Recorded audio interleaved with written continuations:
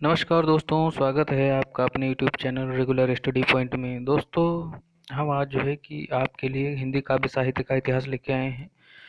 तो हिंदी गद्य का साहित्य हमने जो है कि वीडियो डाल दिए हैं और आप उनको देख सकते हैं। तो आज हम हिंदी काव्य साहित्य का इतिहास लेके आए हैं। तो हिंदी काव्य साहित्य के इतिहास में हम हिंदी काव्य साहित्य का पहले काल विभाजन देखेंगे।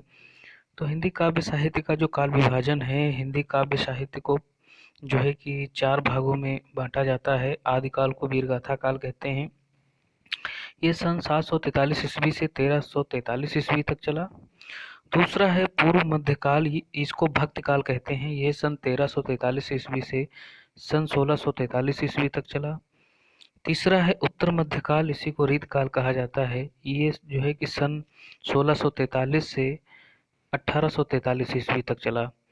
अगला आखिरी है आधुनिक काल, ये जो है कि सन 1843 से निरंतर चल रहा है। तो ये था हमारा हिंदी काव्य साहित्य का जो है कि काल विभाजन। चलिए आगे देखते हैं।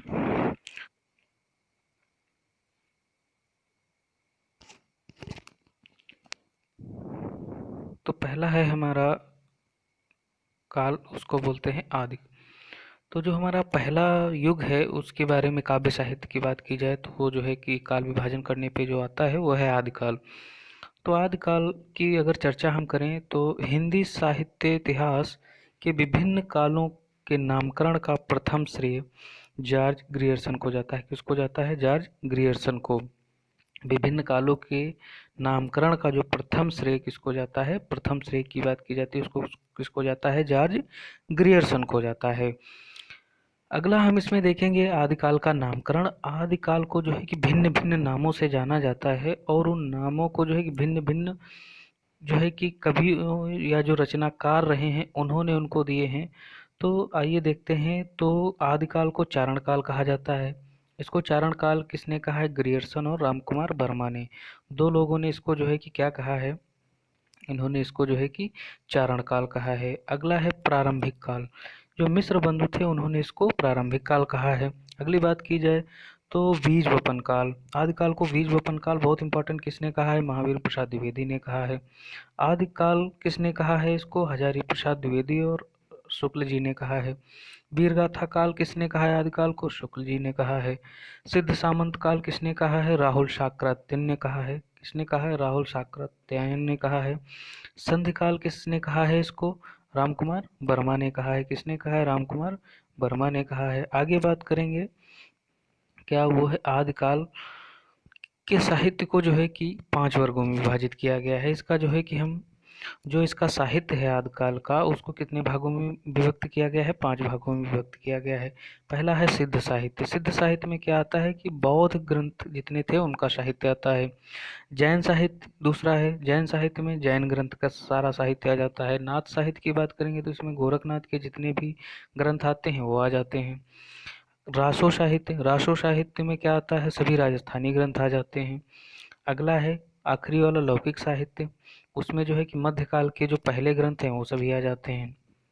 तो ये था हमारा आदिकाल के साहित्यों का विभाजन। कितने भागों में वर्गों में विभक्त किया गया है? 5 वर्गों में। आइए आगे देखते हैं। आगे हम बात करेंगे इसमें क्या देखने वाले हैं। इसमें हम देखेंगे आदिकाल के प्रमुख कवि। तो कवियों को याद करने की एक बहुत अच्छी ट्रिक हम आपके लिए लेके आए हैं। वो है अमीर चंद विद्या नाले में जा गिरी। अमीर चंद विद्या नाले में जा गिरी या गिरी आप भी इसको कह सकते हैं। तो गिरी से कौन हो जाएंगे? जगनिक। नाले से हो जाएंगे नरपत नाल। और विद्या से आप याद रख सकते हैं विद्यापति। और चंद से आप चंद्रप्रदाई याद रख सकते हैं। और अमीर से अमीर खुसरो हो जाएंगे। तो ये थी ट्रिक। क्या थी? अमीर चंद विद्या नाले में जागिरी। अगली बात करते हैं इसमें अमीर खुसरो की, जो बहुत ही इंपॉर्टेंट इसके जो है कि कवि रहे हैं। अमीर खुसरो की बात की जाए तो खड़ी बोली के क्या थे? पहले कवि थे। अमीर खुसरो के बारे में याद रखना है। अगला है इनको तोताए हिंद। इनको क्या कहा जाता है? इनको तोताए हिंद कहा जाता है। इनको हिंदू मुस्लिम जो है कि संस्कृत का प्रतिनिधि कहा जाता है। हिंदू मुस्लिम संस्कृत का प्रतिनिधि कहा जाता है। अलाउद्दीन खिलजी के प्रमुख दरबारी थे। अगला है इन्होंने तबला सितार गजल मुकरी का आविष्कार किया। किसने किया है? ये जो है कि अमीर खुसरो। आगे हम देखेंगे कि इन्होंने तबला, सितार, गज़ल, मुकरी का आविष्कार किया है। इन्होंने किसने किया है? अमीर खुसरो जी ने किया है। इनकी रचनाएँ हम देखेंगे तो रचनाएँ कौन-सी हैं? इन्होंने पहेलियाँ लिखा है, अंशिका लिखा है और इनकी रचना याद करने के लिए एक ट्रिक है, बहुत बढ़िया, वो है खली की हालत नाजुक है। खली की हालत नाजुक है, नाजुक से क्या हो जाएगा? नजराना ये हिंद, हालत से हो जाएगा हालत एक कन्हैया और खली से हो जाएगा खलिक बारी। तो ये हो गई इनकी रचनाएं। आगे देखते हैं। आगे देखते हैं कि जो है कि कौन से कवि हुए हैं। तो इसमें जो है कि कवि कौन हुए हैं? दूसरे कवि हैं चंद्रवरदाई। तो चंद्रवरदाई दूसरे कवि हुए हैं। ये वीर गाथा काल के सर्वश्रेष्ठ कवि माने जाते हैं। इन्होंने पृथ्वीराज रासो लिखा है, जिसको हिंदी साहित्य का पहला काव्य माना जाता है। हिंदी साहित्य का पहला काव्य कौन है? पृथ्वीराज रासो है। दूसरे जो हुए हैं वो हुए हैं विद्यापति। तीसरे तीसरे कवि कौन हुए हैं? विद्यापति हुए हैं। इन्होंने रचनाएं लिखी हैं, उसके लिए आप याद कर सकते हैं पद, लता, पता। पद से हो जाएगा पदावली, लता से हो जाएगा कीर्ति लता और पता से हो जाएगा कीर्ति पताका। इसमें जो चौथे कवि हैं वो है नरपत नाल। इन्होंने किसकी रचना की है? बीसल देव रासो की। ये क्या है? एक प्रेम कथा है। आगे बात करेंगे जगनीक की। इन्होंने परमाल रासो लिखा है। इसमें इन्होंने आल्हा उदन का वर्णन किया है। कुछ विशेष देख लेंगे जो बहुत महत्वपूर्ण जो है चीजें हैं। इसमें सरहप्पा को जो है कि हिंदी का प्रथम कवि माना जाता है। क्या माना जाता है? प्रथम कवि।